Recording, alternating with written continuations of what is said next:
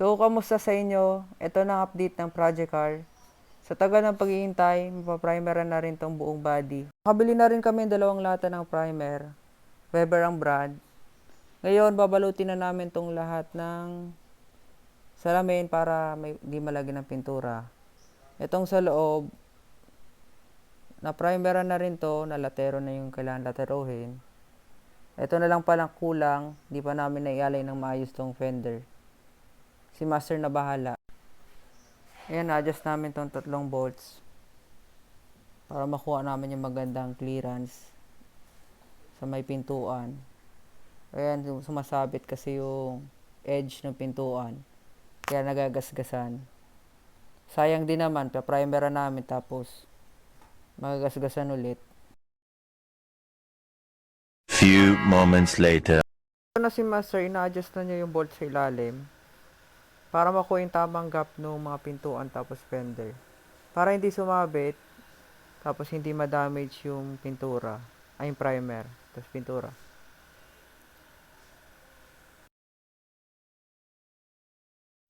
Ayan, si master na bahala dyan. Iwan muna natin si master.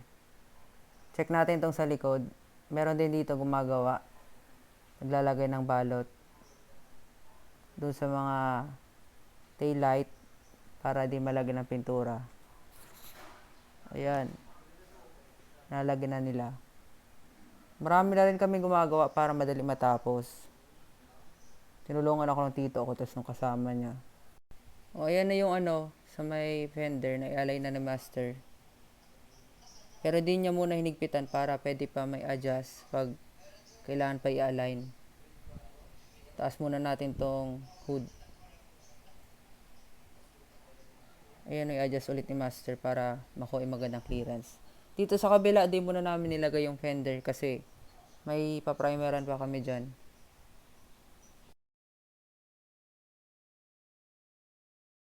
So, ayan, bababa ulit namin tong hood para ma-check kung okay yung pagkaka-align. Para kung may pwede pa ulit namin may adjust hanggang makuha namin yung magandang alignment, yung magandang clearance nung hood tapos fender. So, ayan, nakuha na rin namin yung tamang pagkaka-align na itong fender. Pwede na rin namin gawin yun sa kabila, pero baka hindi na muna ngayon. Kasi, ipa-primer muna namin yung doon na side bago namin lagyan ng fender. Yung mga minasilyahan doon sa may rocker panel. Inalis na rin namin tong mudguard para hindi masama sa pagpintura.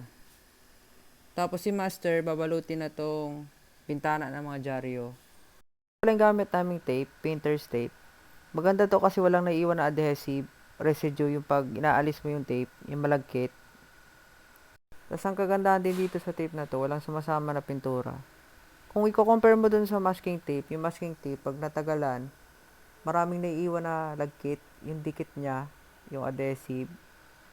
Kaya ang hirap tanggalin. Tapos, minsan nadadamage din niya yung pintura pag inaalis. Lalo pag nababasa, mas tumidikit yung masking tape. Kaya ang daming naiiwan na residue nung adhesive niya.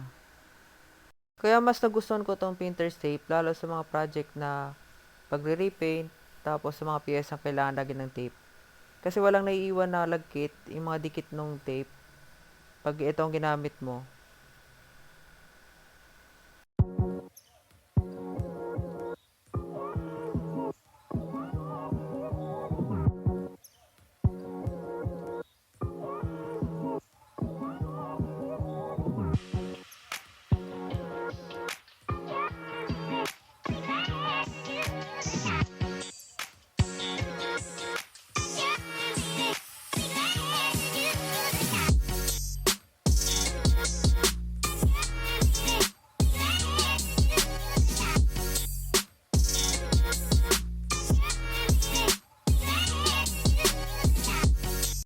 So, ayan, nilalagyan na namin ng mga dyaryo tong gulong para di malagyan ng primer. Pero mas maganda kung baklasin para tipid sa dyaryo tapos mas makabuelo sa pagpintura. Pero wala kasi kaming jack stand tapos delikado kung dito sa labas mag jack stand baka may gumalaw tumumba tong sasakyan. Mahirap na, buti ko nasa loob kami ng garahe. Kahit iwan mo naka-Jackson, okay lang.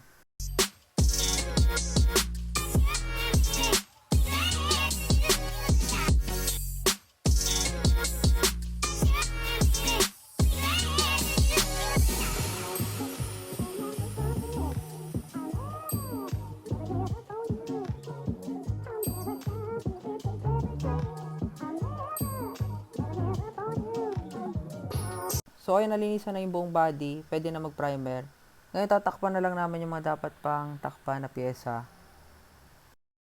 So, habang gumagawa kami nito, meron ding dumating yung tito ko na in-order niya sa online na pyesa ng motor, knuckle bearing. Ngayon, habang nagpapahinga, isasalpak ni Master yung knuckle bearing ng motor ng tito ko na galing sa Shopee.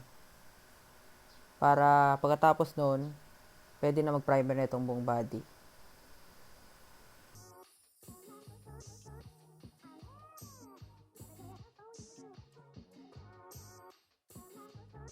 Napalaban na naman sa pag-ayos ng knuckle bearing. Kasi yan, preparation. Jollibee. Baka naman Jollibee. Mango pie.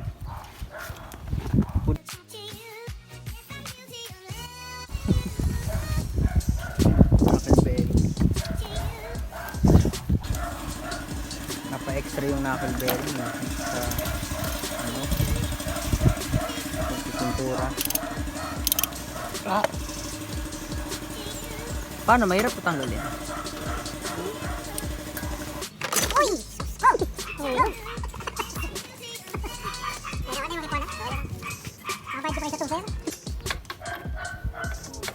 Pastang knuckle bearing.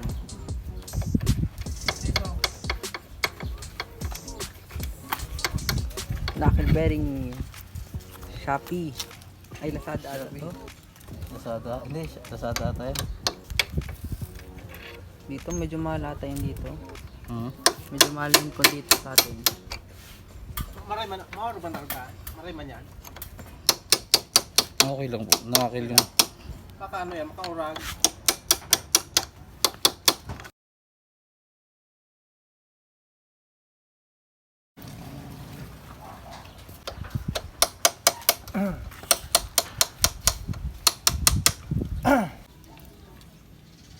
Basang-basa po. Baka makasuhan ka niya ni Jollibee. Ginagamit mo yung ano nila, baso nila.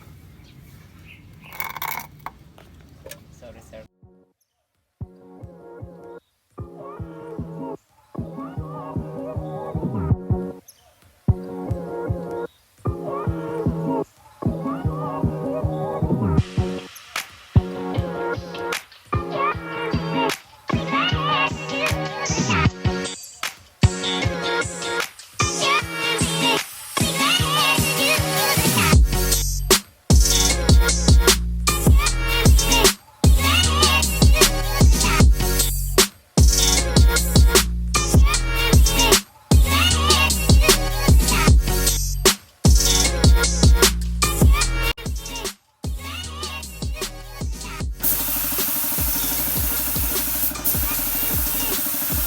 Wow, ayun o, mga master. Na-primer na ha.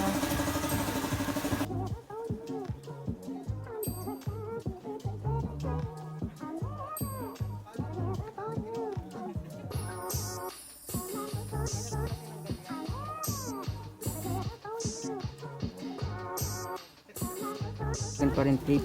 Yung ano. No. Yun. Pero na. Ilalim. Meron na din. Yung sa loob na lang siguro, no? Ano ito? Ha?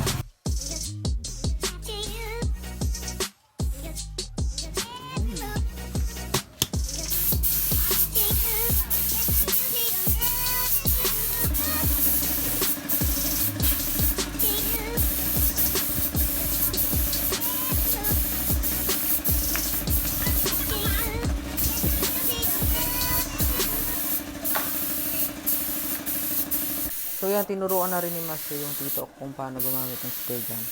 Pero dati na rin siya may idea sa paggamit nito. Kasi dati rin siyang automotive, yung course niya. Kaya may subject sila nito.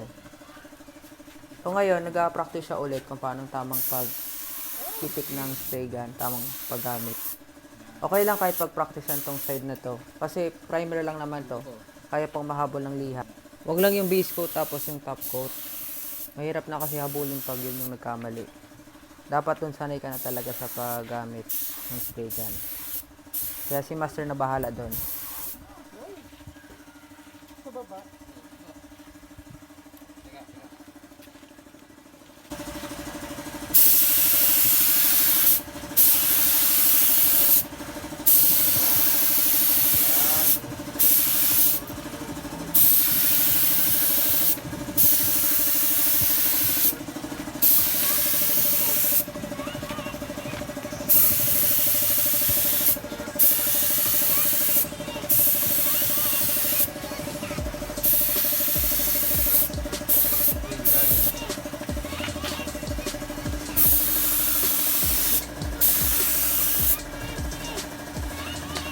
Dito, dito. Lalim dito.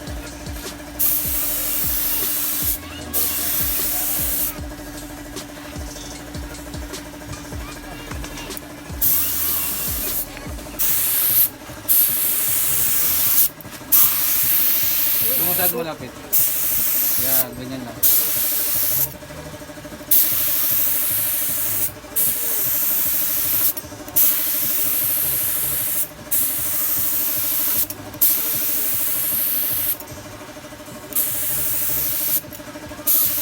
Parang wala na naman.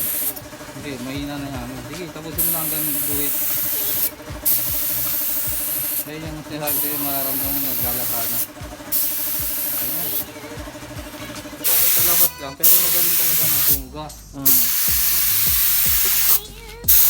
Pero kung gusto mong solid talaga, ba ano, ay ano ka,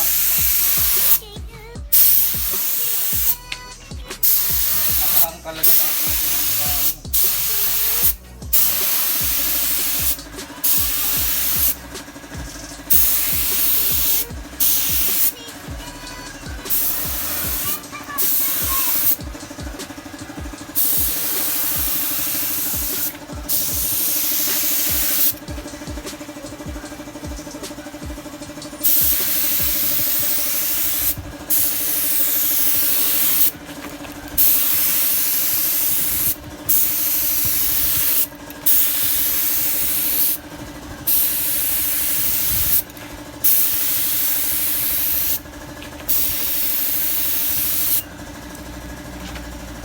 Yan si Master.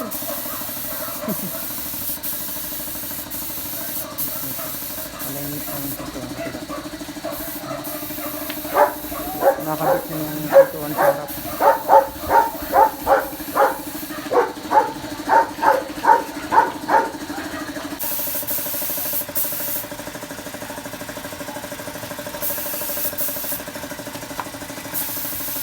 Final.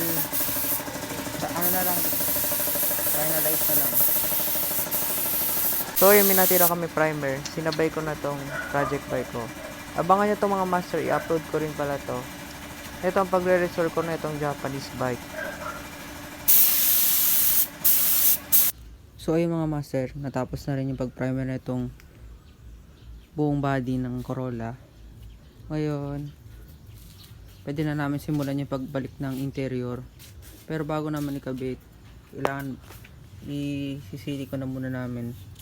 Talagang i-reseal muna namin to. Tapos check namin kung may leak pa. Tapos ayan, lilinisin na namin tong interior kasi makalat. Kasi kakabit na namin yung mga upuan. Yan, okay naman yung pagkaka-prime. Ayan. Lilihain lang to. Tapos base coat na sunod. Ayun. Yan, okay na. At least malinis na siya tingnan. You know, maayos na tignan. Tapos sunod namin itong head na.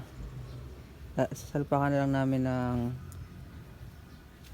cylinder head. Ibabalik na namin para magamit na. Mapaandar na. Ayan. Bali, apat silang gumawa nito. Kaya, napadali yung pagliliha sa pag-aayos.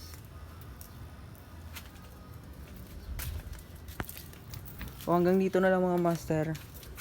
Sa susunod naman na araw, ibabalik na namin yung mga interior. Abangan nyo lang mga susunod na gagawin namin.